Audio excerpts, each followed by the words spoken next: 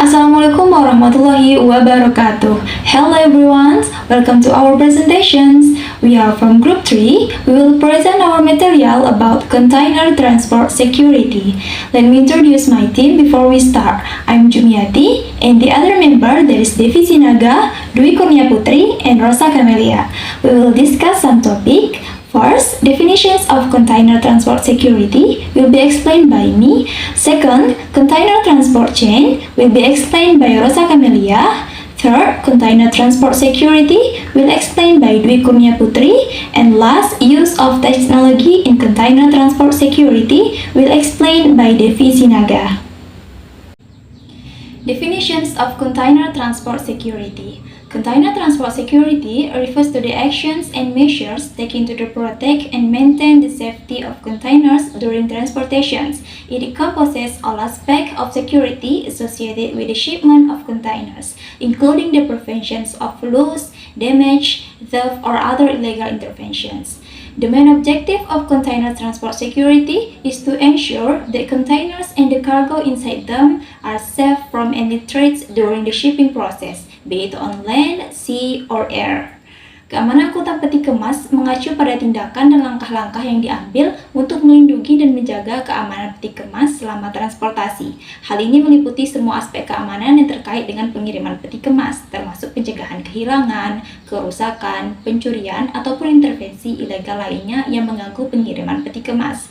Nah, tujuan utama keamanan angkutan peti kemas ini adalah untuk memastikan bahwa peti kemas dan muatan di dalamnya aman dari segala ancaman selama proses pengiriman, baik itu di darat, laut, maupun pengiriman lewat udara. Okay, next I will explain about container transport chain atau rantai transportasi peti kemas. Rantai transportasi peti kemas ini adalah serangkaian tahapan yang terlibat di dalam perpindahan peti kemas dari pelabuhan atau lokasi ke lokasi lainnya. Transport ini melibatkan berbagai pihak termasuk pengiriman perusahaan, pelayaran, operator terminal atau peti kemas, serta perusahaan logistik dan penerima. Ada beberapa tahapan yang terjadi di dalam rantai transportasi peti kemas ini. Yang pertama adalah collecting and packaging atau pengumpulan dan pengemasan. Tahapan pertama dalam rantai transportasi peti kemas ini adalah pengumpulan dan pengemasan, dan di sini peti kemas dikumpulkan dari lokasi pengirim seperti gudang atau pabrik. Peti kemas kemudian dikemas dengan barang yang akan diangkut seperti produk manufaktur atau barang dagang lainnya. Yang kedua ada land transport atau pengangkutan darat. Setelah dikemas, peti kemas ini akan diangkut melalui jalur darat menuju pelabuhan atau stasiun kereta api terdekat, dan transportasi darat ini dapat melibatkan truk atau kereta api khusus yang dirancang untuk pengangkut peti kemas tersebut. Yang ketiga ada loading and unloading at port atau pemuatan dan bongkar muat di pelabuhan. Sampai pelabuhan, peti kemas ini akan dimuat ke kapal atau kapal feri untuk pengangkutan jalur laut.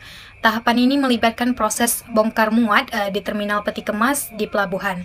Peti kemas akan diangkut menggunakan alat berat seperti derek atau alat bongkar muat otomatis atau bisa disebut juga gantry crane. Dan yang keempat ada ocean freight atau pengangkutan laut. Setelah tahapan selanjutnya, peti kemas akan diangkut melalui jalur laut menggunakan kapal kargo atau kapal feri. Perjalanan laut ini melibatkan perjalanan antara pelabuhan atau lintas benua, tergantung pada rute dan jarak yang harus ditempuh. Nah, yang terakhir ada tahapan final shipping atau pengiriman akhir. Setelah tiba di pelabuhan, tujuan peti kemas ini akan diteruskan ke penerima akhir, dan pada tahap ini peti kemas akan dibongkar dari kapal dan diangkut kembali melalui jalur darat atau rel ke lokasi penerima. Pengirim akhir ini dapat melibatkan penggunaan truk, kereta api atau jalur pipa, tergantung pada jarak dan infrastruktur yang tersedia. Hello guys, I will explain about container transport security. The first is physical security. Container must have international standards such as ISO, International Organization for Standardization. Container must be equipped with a secure locking system. Container storage areas must have adequate physical security. The second is tracking and monitoring. Tracking and monitoring technologies such as RFID or radio frequency identifications, GPS or global positioning system. Monitoring system can be used to monitor temperature, humidity pressures, and other environmental conditions inside the container. The third is shipping security. Shipment must be made through a trusted logistic operator. Safety checks must be carried out before and during the shipping. Pengamanan peti kemas, yang pertama itu pengamanan fisik.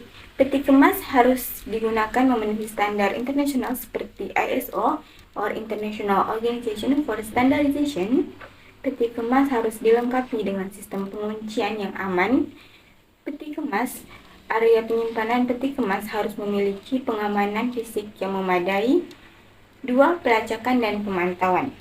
Teknologi pelacakan dan pemantauan seperti RFID or Radio Frequency Identification, GPS or Global Positioning System.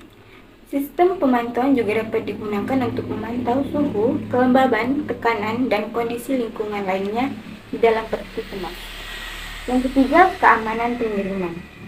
Pengiriman peti kemas harus melalui operator logistik atau perusahaan pengiriman yang terpercaya. Pemeriksaan keamanan harus dilakukan sebelum. The fourth is cooperate with security authorities. Freight owners and logistic operators should cooperate with relevant security authorities report a loss, death, or other security incident. The fifth, training and awareness. Safety training should be provided to worker. Awareness of security risks should be raised by workers and business partners. Kerjasama dengan otoritas keamanan. Pemilik barang dan operator logistik harus bekerja sama dengan otoritas keamanan terkait, melaporkan kehilangan, pencurian, atau kejadian keamanan lainnya. Yang kelima, pelatihan dan kesadaran. Pelatihan keamanan harus diberikan kepada pekerja yang terlibat dalam proses transportasi peti kemas. Kesadaran akan risiko keamanan dan pentingnya melaporkan perilaku yang mencurigakan. Okay, I will explain about use of technology in container transport security atau penggunaan teknologi dalam keamanan transportasi peti kemas. Nah, dalam meningkatkan keamanan transportasi peti kemas, terdapat beberapa teknologi difusi yang dapat digunakan. Berikut adalah beberapa contoh. First, tracking and monitoring system atau sistem pelacakan dan pemantauan. Teknologi ini memungkinkan pengguna untuk melacak dan memantau pergerakan peti kemas secara real time. Sistem pelacakan menggunakan teknologi GPS atau RFID, Radio Frequency Identification, untuk memantau lokasi peti kemas dan memastikan keberadaannya selama perjalanan. Second, security sensor atau sensor keamanan. Sensor-sensor keamanan seperti sensor kebocoran, sensor getaran, dan sensor suhu dapat dipasang di peti kemas. Sensor ini akan memberikan peringatan jika terjadi masalah seperti kebocoran, guncangan yang kuat, atau perubahan suhu yang ekstrem yang dapat membahayakan isi peti kemas.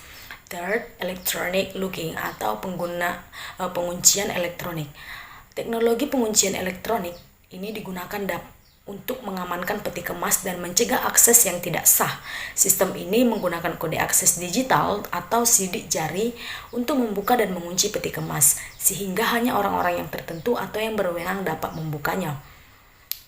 4. CCTV and video monitoring atau CCTV dan pemantauan video. Penggunaan CCTV, closed circuit television, dan pemantauan video di area penanganan peti kemas dan di sekitar kendaraan pengangkut dapat membantu mengamati dan merekam kegiatan atau kejadian yang mencurigakan atau pelanggaran keamanan. 5. Data Analytics and Artificial Intelligence atau analisis data dan kecerdasan buatan.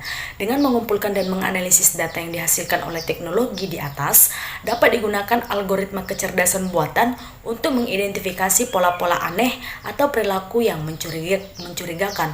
Hal ini dapat membantu dalam mendeteksi potensi ancaman keamanan lebih awal. Oke, last, blockchain atau blockchain. Teknologi blockchain dapat digunakan untuk meningkatkan keamanan transportasi peti kemas dengan menyediakan sistem pencatatan yang transparan dan tidak bisa diubah. Dengan menggunakan blockchain, informasi seperti riwayat pergerakan peti kemas, dokumen-dokumen penting, dan kontrak dapat diamankan dan diverifikasi dengan lebih efisien. Thank you to all presenters for your explanations. Okay everyone, that's it our presentations. We would like to thank you to you taking time out to listen our presentations. And wassalamualaikum warahmatullahi wabarakatuh.